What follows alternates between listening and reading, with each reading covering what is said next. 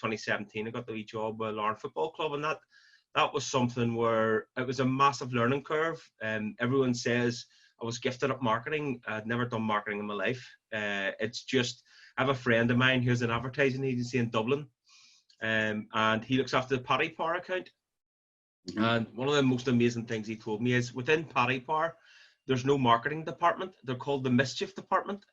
So if you're the head of marketing, you're called the head of mischief.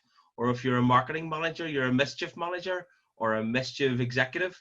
So I kind of just took that with me to Larne, and I was like, how much mischief can I cause here?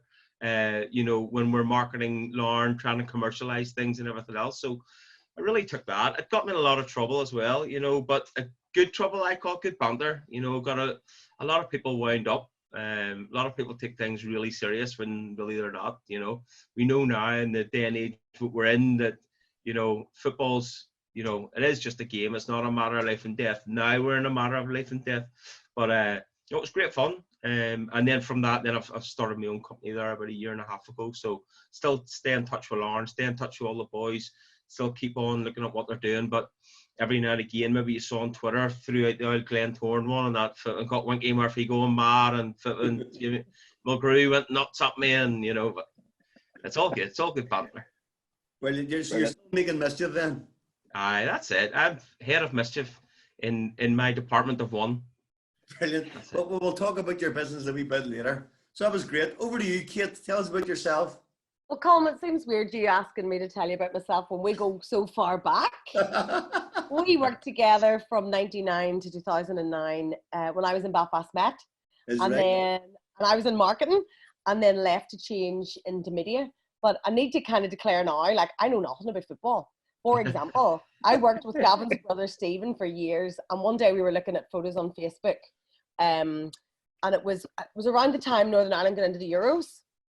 And we were looking at photos. I go, I know that footballer. I know that one. And it was Carl Frampton in the Northern Ireland. So I was all pleased with myself, thinking I know that one. And then I said, I'm just not used to seeing him with his top on.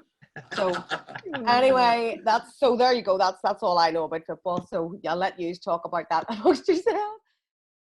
Stevie, you have to tell me a story about our wee mate Brazzy. Oh, God bless him, be legend. I think we all know, we've all been touched by Brazzy's influence in one way or form. Listen, when I first was at Clements, I was actually at Clements before Brazzy. People would have thought the other way around, but before I went to the States, I was a young lad at Clements in the Olympic, and Brazzy's first night, he played for Crew United before he went to Clements. That's right. So he's a Crew United. The reserve team manager at the time was Jackie Hutton, who was also the manager when Clements won the Irish Cup. So he was reserve team manager. And Billy Sinclair was the first team manager. So we had a reserve game down in Moorview, and it was Brazzy's first night, but Brazzy lived around the corner from me. I didn't really know him at the time until he came to Clements, but Brazzy was arranged to pick me up to go down to Moorview for the game. So Brazzy picks me up in the wee Vauxhall he had. We go down to Moorview. It was a lovely night, and the boys would all congregate on the pitch beforehand, before you go into the changing room, to hear the team sheet. And so we're all standing out. And this night, Jackie Hutton couldn't come, so he sent a note of the team to Billy Sinclair. So Billy Sinclair had never met Brazzy. He just knew that Brazzy would come into the Clements. So he calls all the boys in. Sinky calls all the boys in, and all he has is a list of names.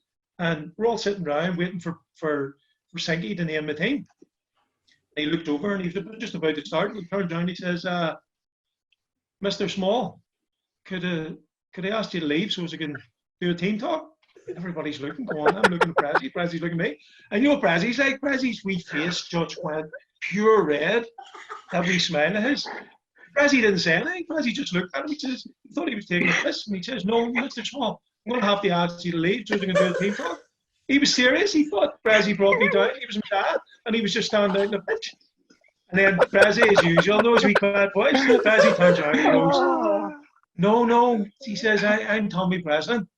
Sankey looks at us. Oh, Tommy, pass it up. Sorry, son. He couldn't put Sankey with a knife. Sankey just went on. Oh, right, Tommy, no problem. Unbelievable. And then he becomes an absolute legend. That was his first night at Clements.